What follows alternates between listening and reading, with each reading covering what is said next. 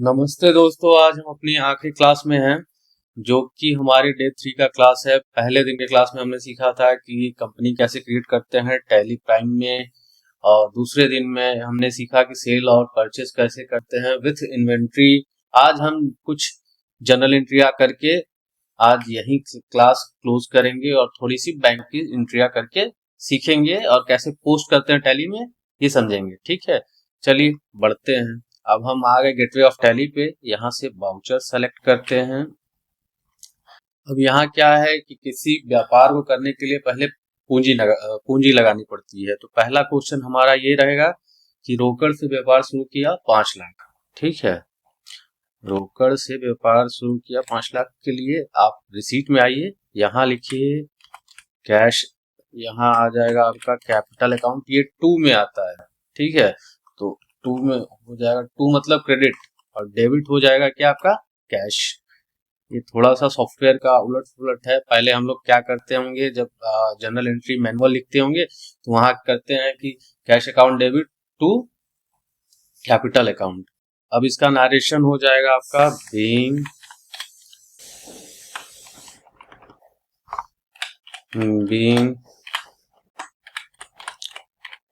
Business started with cash. यहाँ cash हो गया क्योंकि कैश इन्होंने लगाया है व्यापार में, तो कैश हो गया। अब यहीं पे बैंक होता तो बैंक हो जाता। ठीक है, अब ये पहली दिन की एंट्री हमने कर दी। हमने व्यापार शुरू करने के लिए 5 लाख रुपए व्यापार में लगा दिया। अब दूसरी एंट्री है, हम यही सब करेंगे। ठीक है, नॉर्मली रिसीट, पेमेंट और जनरल में 4 वाउचर्स खुलते हैं बैंक स्टेटमेंट की एंट्री करते वक्त। रिसीट, पेमेंट और आपका कॉन्ट्रा और जनरल। ठीक है, जनरल तो बैंक में नहीं खुलेगा, जनरल तो आप ऐसे भी मैनुअल कर सकते हैं। जनरल के लिए आपको F7 टाइप करना होगा। आप देखिए जनरल की एंट्रियां कैसी करती हैं, जो एडजस्टमेंट की एंट्रियां होती हैं। जैसे हमने माल खरीदा 20,000 रुपए का, तो अभी हम परचेज अकाउंट तो हमने कल बता दिया था आपको। अब ये बस सिर्फ इसलिए बता रहे हैं कि आप एंट्री कैसे करेंगे। ठीक है, तो यहाँ बाई में है तो यहाँ आप सिंपल परचेज अकाउंट डेबिट कर देंगे। कितने से भैया? 20,000 से।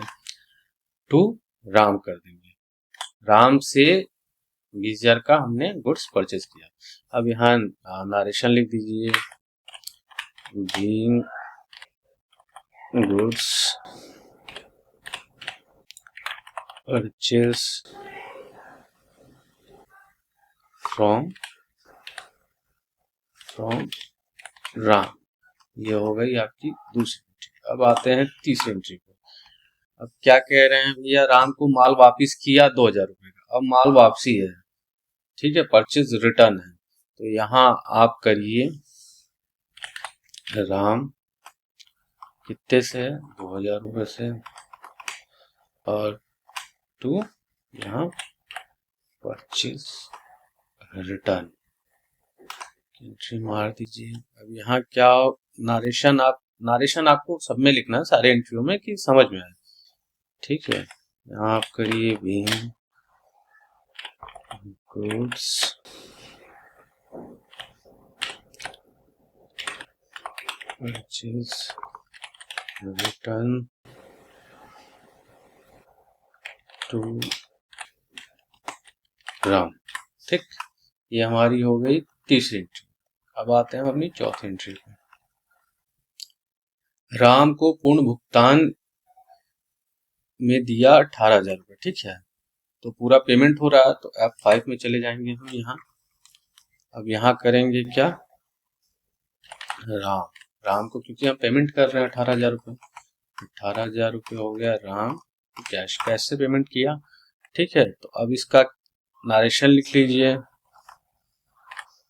Being cash full payment to Ram.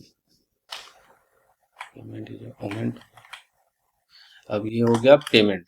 ठीक, ये राम को भी पूरा पेमेंट हो गया, राम का खाता हमारे यहाँ 0 हो गया होगा। ठीक है, अब आते हैं सेल्स पे। ठीक है, मोहन को माल बेचा 30,000 रुपए। तो मोहन को जो माल बेचा हमने 30,000 रुपए का, अब आते हैं फिर से F7, यहीं से करते हैं। मोहन को माल बेचा, तो हमारा हो जाएगा मोहन अकाउंट डेबिट 30,000 रुपए से, और यहाँ सिंपल सेल्स, सेल्स हो गया 30,000 रुपए से। ठीक है, अब यहाँ लिखेंगे being good sales to Mohan. क्या लिखेंगे? Being good sales to Mohan. ठीक, नरेशन आपको हमेशा लिखना है, ये याद रखिएगा।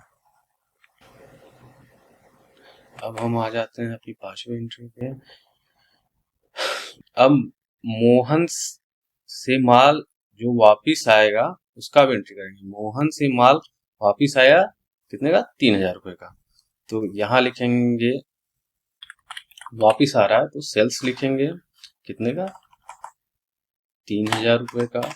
कहाँ से आ रहा है भैया? मोहन से आ रहा है, मोहन। तो यहाँ लिखिए बीइंग गुड्स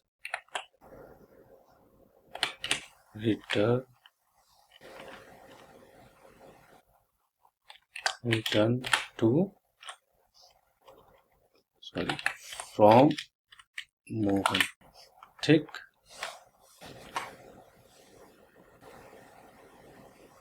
अब ये हो गई हमारी 6वीं एंट्री। अब आते हैं हम अपनी 7वीं एंट्री पे।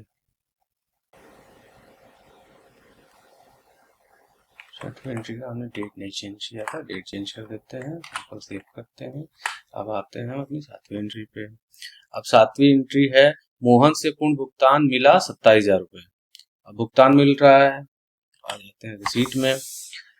अब मोहन से भुगतान किसके थ्रू मिल रहा है? कैश के थ्रू 27,000 रुपए। तो ये क्रेडिट हो जाएगा आपका कैश, यहाँ हो जाएगा मोहन। ठीक है, 27,000 रुपए से, और ये हो जाएगा आपका कैश। अब यहाँ हो जाएगा बीइंग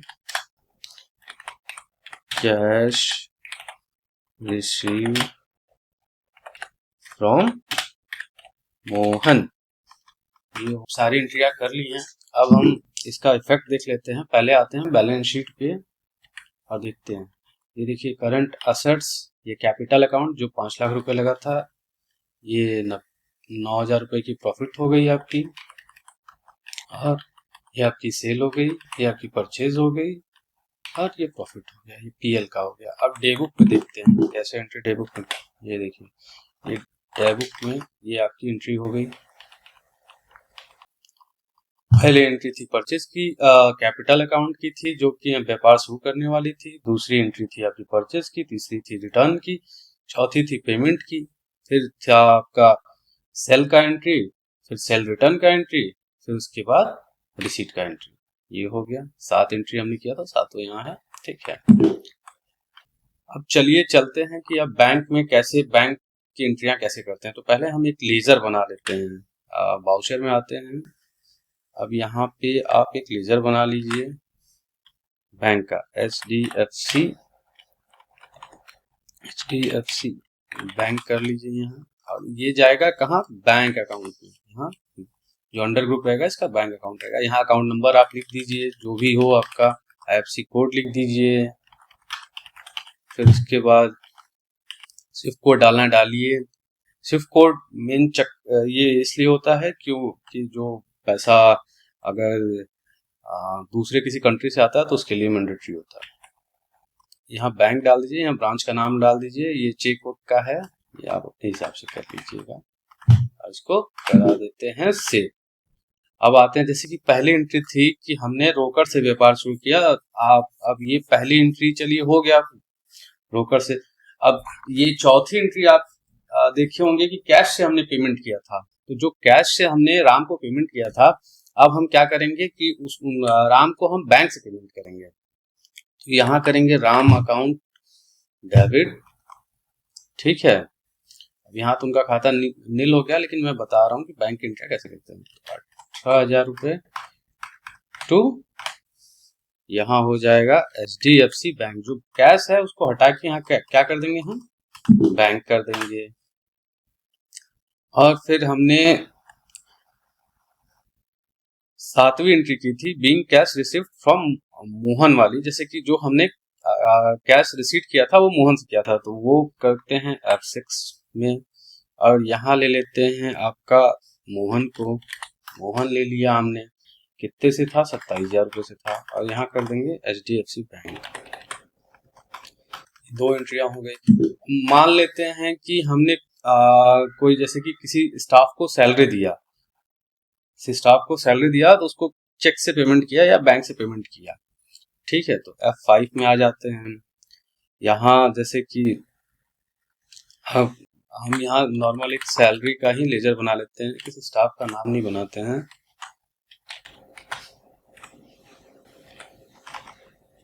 यहाँ डाल देते हैं, ये होता है, ये खर्चे का होता है, तो यहाँ डाल देते हैं इनडायरेक्ट एक्सपेंसेस, ठीक है। ये आपका खर्चा होगा, मान लीजिए 15,000 हमने उनकी सैलरी रखी है, अब हम इनको HDFC बैंक से पेमेंट करते हैं, ठीक है। कंट्रोल ए से हम फटाफट सेव कर रहे हैं, इसमें कंफ्यूज होने की जरूरत नहीं है, आप इंटर करके भी कर सकते हो, कंट्रोल ए से भी आप सेव कर सकते हो। ये हो गया। अब मान लो हमने कैश डिपॉजिट किया 20,000 रुपये बैंक में, तो हमारा जो है HDFC बैंक 20,000 से क्या हो जाएगा, डिपॉजिट की एंट्री कहाँ करेंगे, कॉन्ट्रा में।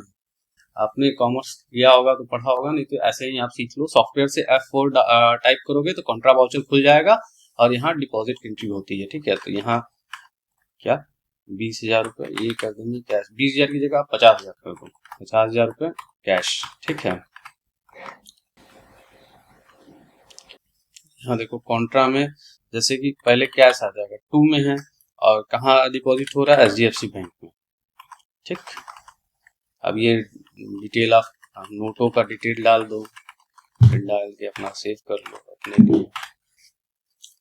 क्या होता है, अब हम क्या करेंगे कि हम एक विड्रॉ की एंट्री मारेंगे, हमने बैंक से निकाला 20,000 रुपये, मतलब बैंक से हमने जब 20,000 निकाला तो वहां हो जाएगा 2 में। ये ध्यान रखिएगा, ये जो 2 पोर्शन है ये आपका क्रेडिट है, तो ये नहीं कि ऊपर दिख रहा है तो उसको डेबिट मान लेना है, वो क्रेडिट। अब यहाँ क्या करेंगे कि 20,000 रुपये हम निकाल लेते हैं, क्या निकालेंगे भैया, कैश निकाल लेते हैं, और इसको आराम से आप सिंगल एंट्री मोड में भी कंट्रोल H करेंगे तो ये देखिए डबल एंट्री, सिंगल एंट्री करने के लिए बैंक एंट्री, सिंगल एंट्री करने में आसानी होती है। अब देखिए यहाँ पे जैसे कि आपने बैंक सेलेक्ट कर लिया, आप फटाफट करते रहो, ठीक है। अब आज की वीडियो में हमने आपको सिखा दिया कि जनरल एंट्री कैसे करते हैं, डेली जो बुक्स में एंट्रियां होती हैं वो कैसे होती हैं, और बैंक की थोड़ी सी एंट्री समझा दी। अगर इस पे आपको बैंक स्टेटमेंट पे अगर आपको कोई सेपरेट वीडियो चाहिए तो आप मुझे कमेंट कर सकते हैं, मैं इसके लिए एक सेपरेट वीडियो बना के आपके लिए अपलोड कर दूंगा। आज के लिए इतना ही, धन्यवाद।